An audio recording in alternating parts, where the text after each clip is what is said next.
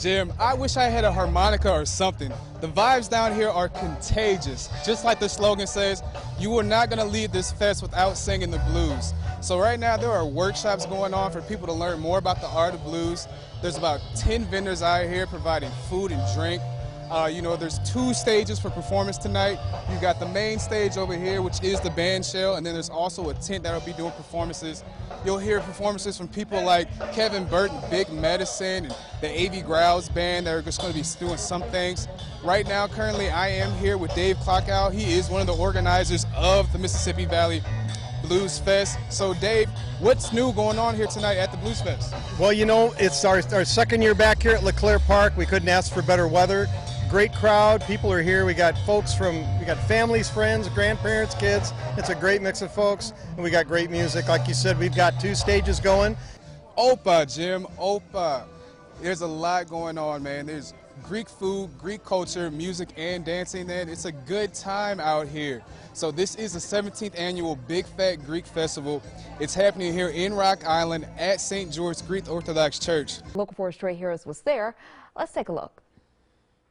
The world needs now is love, sweet love, not for some, but for everyone. A Thanksgiving tradition that began in 1970 returned in full swing on Thursday. Bob Vogelbaugh, better known as Mr. Thanksgiving, wants to make sure people don't miss out on their turkey dinners. 52 years ago, did I ever think I'd be doing this going into year 52?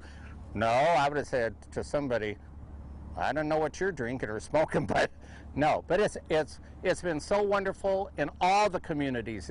It's not a Moline dinner or Rock Island, Davenport. It's all the communities around here. It's an extended family reaching out to one another. Vogelbaugh says he began the tradition as a way of offering fellowship. People from the community lined up at South Park Mall to get their fixings of turkey, mashed potatoes, and pumpkin pie. All the food was provided, prepared, and delivered by Hy-Vee and their employees. What can we do to help? We've been challenged years and years ago by our CEO.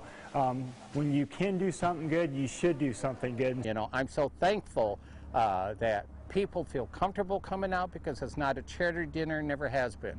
So as long as I'm able to stand up, I got maybe 3 marbles left up here, but if I lose those, then it's over. But as long as I'm able to keep doing it and the community is going to support it, they're stuck with this turkey.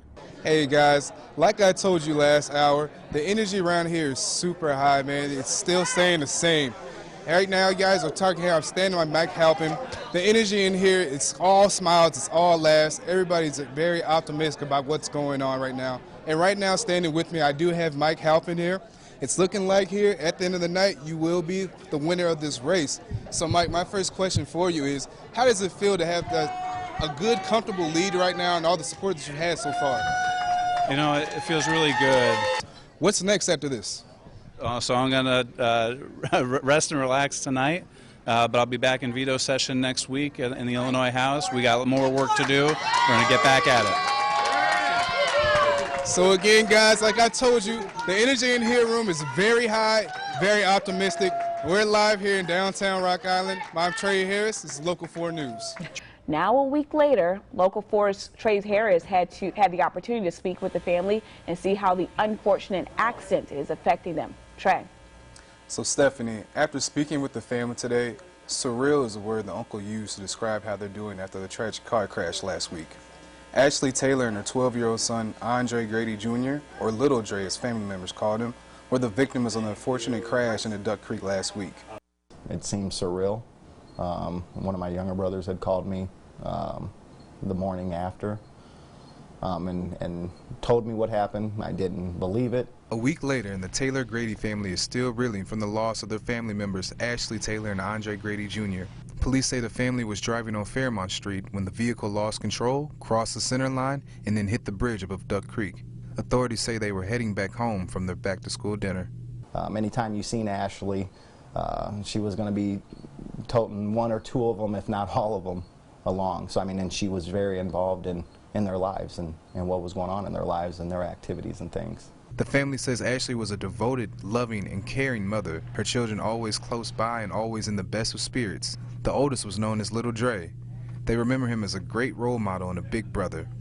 Reminded me a lot of Ashley when she was younger. When he was at my house, he was always a good kid. I enjoyed his presence. You know, he loved playing basketball. This family thinks back on Ashley as a quiet and fun-loving person who had a host of friends in the Quad Cities. Ashley and her fiance Andre Sr. got engaged in April. The family of 5 had also recently taken a trip to Florida to celebrate their daughter Alana's 10th birthday. She is currently in the hospital battling her injuries. We understand that this is still going to be a long road ahead for them as well too.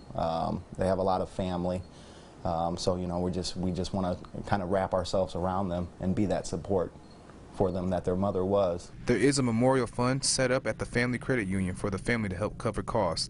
In Davenport, Trae Harris, Local 4 News. Okay, baby. Hey, baby. Bye. Meet Miss Mary Shove. For almost 50 years, she has been making sure kids get to and from school safe and sound. Well, I just love being with the kids, and I enjoy them. And bus drivers and truckers, you know, it's out there all way. Local 4's Trae Harris joins us live from there with details. Trae. Jim, we're about 30 minutes away from that open forum. The community will have their opportunity to give their input on the possible plans to close 3 elementary schools. Buchanan, Monroe, and Washington elementary schools could be on the chopping block. The district is looking for ways to cut costs. I'll be here through that open forum on Local 4 News at 6. Hartman is a longtime CBS correspondent known for his on-the-road news stories. He stopped in the Quad Cities on Monday, but before he left, Hartman reached out to local teachers to see if anyone would like for him to come visit their classrooms while in the area. I just kind of found out accidentally that teachers were using the stories in the classroom as part of character education, social emotional learning, that kind of thing. So it wasn't just 1 or 2, there were like tens of thousands across the country, you know, schools that use these stories. So it kind of gave me a new passion for what I do. Binky saw the post, sent a request, and Hartman came through. I was just like super excited. I watched his stories, like I said, for a long time, and they just really touch you, you know, and move you to want to do good things. And so I'm hoping that by showing these videos in my class, that my kids in my class would also then want to do those good things in the world too. Binky in her classroom learned about the Journalist Kindness 101 series. You know, although my segment is watched by millions, the fact is I know that there are kids in classrooms across the country that watch these stories and they look to them for lessons on empathy, compassion, honesty. So don't tell my bosses this, but this is the audience that I care most about. I don't know if they matter in the ratings, but this is who I'm kind of directing my stories toward. Aaron Thompson and Nick Simons have been in the business of ghost research for over 10 years, and now with the recent debut of their new Netflix show, 28 Days Haunted. Next thing you know, it was like 3 months down the road, Netflix called up and they're like, yeah, we want you to. Okay. The Netflix show premiered in October and follows 3 teams as they investigate a location for 28 days. The QC natives were chosen to go to Preston, Connecticut, where they investigated the Captain Grant's Inn. I was just lucky enough to know this guy, and he's like, hey, we need another person for this show. You want to go? 2009. Oh, no, that was 2021. Next thing you know, we're on a plane off to Connecticut. I don't think people understand what going to prison is really like. Cecilia Cardenas was incarcerated in federal prison for about 7 years on drug charges. I think they assume, oh, you get incarcerated, you're in a cell with other criminals and you get 3 meals a day, and it's as simple as that. Not long ago, she told the Senate Judiciary Committee her story. You know, the staff members run the prison. They can harass you, intimidate you all day long, and a person can only take so much. The National Group Families Against Mandatory Minimum arranged her trip.